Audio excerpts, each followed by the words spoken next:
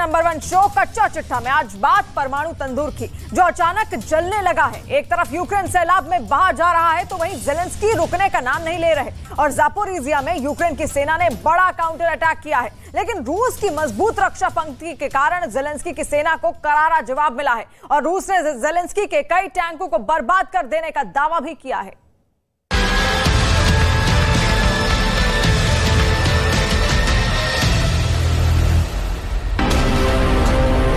Верховний головнокомандувач Збройних сил України Володимир Зеленський.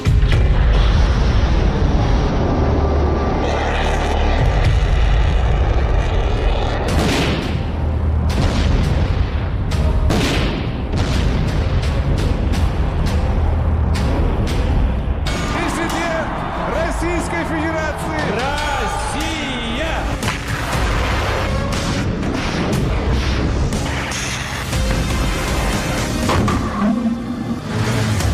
Donetsk में एक रात में 250 सैनिकों के मौत की नींद सोने के बाद भी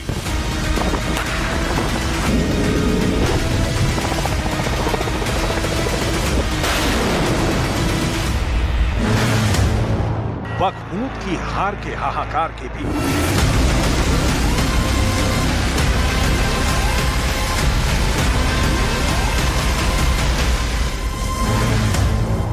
खोखा बांध के टूटने से जल प्रलय के बावजूद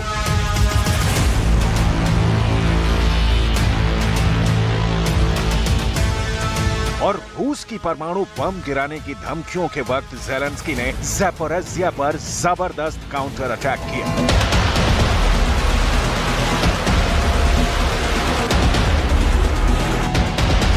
इतना भीषण कि रात से ही मिसाइलों, बमों और गोलीबारी की आवाज बचे खुचे ज़ापोरिज़िया में जलजला पैदा कर रहे हैं।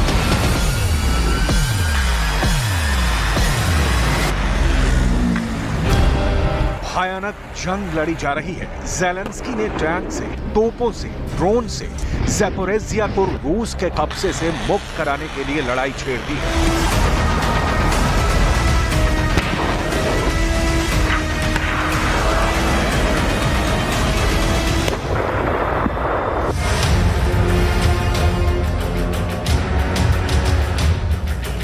बाढ़ के कहर से बर्बाद होते खेरसौन की तस्वीरें देख ज़ेलेंस्की के घुटने टेक देने की आशंका वाली खबरों के बीच ज़ापोरिज़िया जलने लगा है। ज़ेलेंस्की का प्लान आप सुनेंगे तो आपको यकीन हो जाएगा कि 20% यूक्रेन की जमीन पर कब्जा करने वाले पुतिन के दावों की इस वक्त हकीकत क्या है। दुनिया भर के एक्सपर्ट मान रहे हैं कि ज़ापोरिज़िया पर चढ़ाई का प्लान बहुत सुनियोजित है। बहुत लंबे समय से इसे तय किया जा रहा था। जब मौका आया तो ज़ेलेंस्की के जांबाज कूद पड़े हैं ज़ापोरिज़िया बचाने, उस पर कब्जा करने के लिए।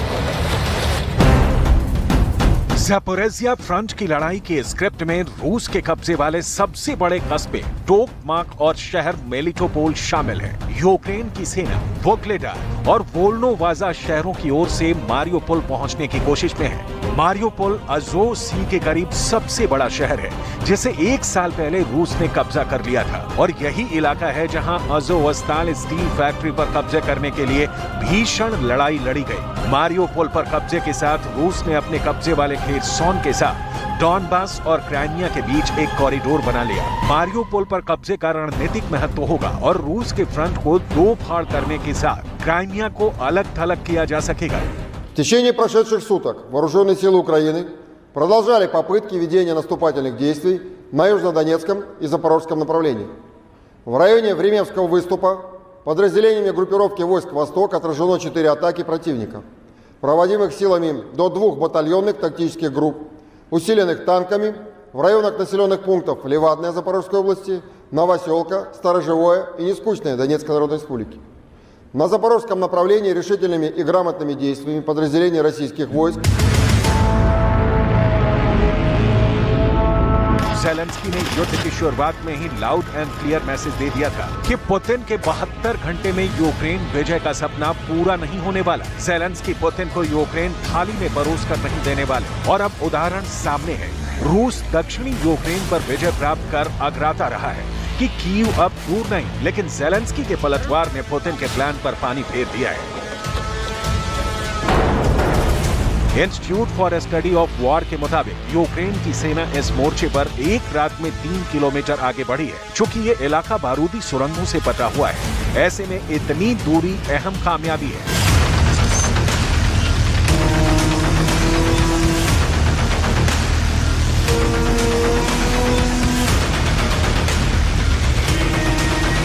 बखमूत के मोर्चे पर जीत के बीच ज़पोरिज़िया में यूक्रेन के काउंटर अटैक ने क्रेमलिन को हिला दिया है। कहा जा रहा है कि ज़ेलेंस्की ने कुछ महीने पहले इसकी प्लानिंग की थी, लेकिन अब तक यूक्रेन के सैनिकों की पूरी ट्रेनिंग और पश्चिमी देशों से मिलने वाले हथियार का इंतजार कर रहे थे। जैसे ये दोनों काम हुए, ज़ेलेंस्की अज़ोव सी पर झंडा लहराने के लिए पुतिन को ललकारने लगे। लेकिन कहां से मिली ज़ेलेंस्की को पलट कर मारने की ताकत? कौन है ज़ेलेंस्की के पीछे खड़ा जिसके दम पर ज़ेलेंस्की रूस पर जीत हासिल करना चाहते हैं? इन सारे सवालों का जवाब है अमेरिका के राष्ट्रपति जो बाइडेन का सबसे लेटेस्ट बयान।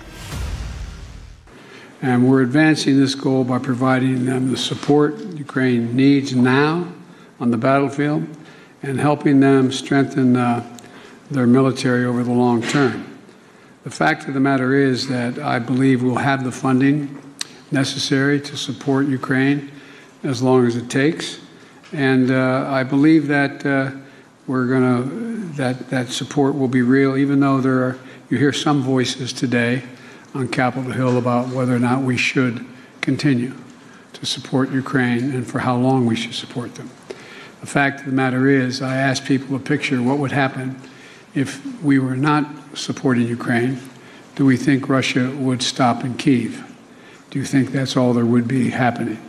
I think not, and I think the vast majority of my colleagues, even the critics, think that would not be the case as well.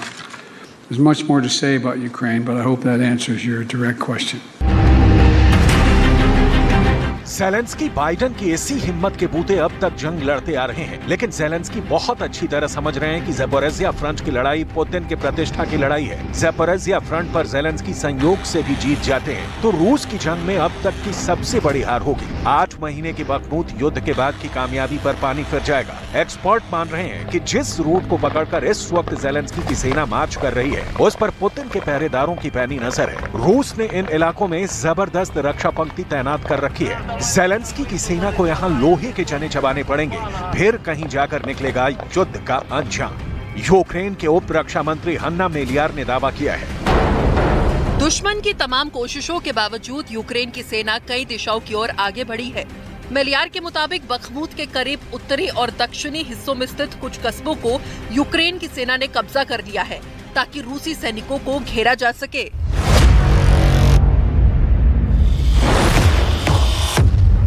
Zelensky ने यूक्रेन की फौज को इसके लिए बधाई दी थी और कहा कि इस खबर का हम कब से इंतजार कर रहे थे। ज़ेलेंस्की का ज़पोरिज़िया काउंटर अटैक उस वक्त हुआ है जब कहा जा रहा है कि पुतिन सेना को विश्राम देने के मूड में है। रूस चाहता है कि युद्ध में कुछ दिनों के लिए विराम वाली स्थिति हो ताकि रूस को अपने सैनिकों और हथियारों को सुनियोजित तरीके से इकट्ठा करने और नई ऊर्जा जुटाने का वक्त मिल जाए। लेकिन ज़ेलेंस्की युद्ध के मूड में है। यूक्रेन चाहता है कि रूस पर इतनी तेजी से और ज्यादा से ज्यादा हमले हों कि रूस को संभलने का मौका नहीं मिले। इस वक्त ज़ेलेंस्की यही कर रहे हैं। राजधानी कीव से 550 किलोमीटर दूर देश के दक्षिण में ज़पोरिज़िया के आसपास लगातार लड़ाई चल रही है। युद्ध के तुरंत बाद ही ज़पोरिज़िया के ज्यादातर इलाकों पर रूस ने कब्जा कर लिया, लेकिन ज़पोरिज़िया शहर अब भी यूक्रेन के कब्जे में है। ये हालात बताते हैं कि पुतिन के विजय के दावों के बीच भी यूक्रेन किस तरह से लड़ता आ रहा है। ज़पोरिज़िया का भूगोल ऐसा है कि यहाँ ज़ेलेंस्की की 1% जीत भी पुतिन का विक्ट्री गणित गड़बड़ कर देगी। ज़पोरिज़िया के न्यूक्लियर प्लांट पर रूस के कब्जे से यूक्रेन को भारी ऊर्जा संकट का सामना करना पड़ रहा है। ये गनीमत रही कि कखोका बांध के टूटने के बावजूद ज़पोरिज़िया न्यूक्लियर प्लांट में वाटर सप्लाई जारी है। कखोका बांध से ही क्राइमिया और ज़पोरिज़िया न्यूक्लियर प्लांट को पानी पहुंचता है। इस पानी की राह में बाधा पहुंची तो न्यूक्लियर प्लांट बम की तरह किसी भी वक्त उड़ सकता है।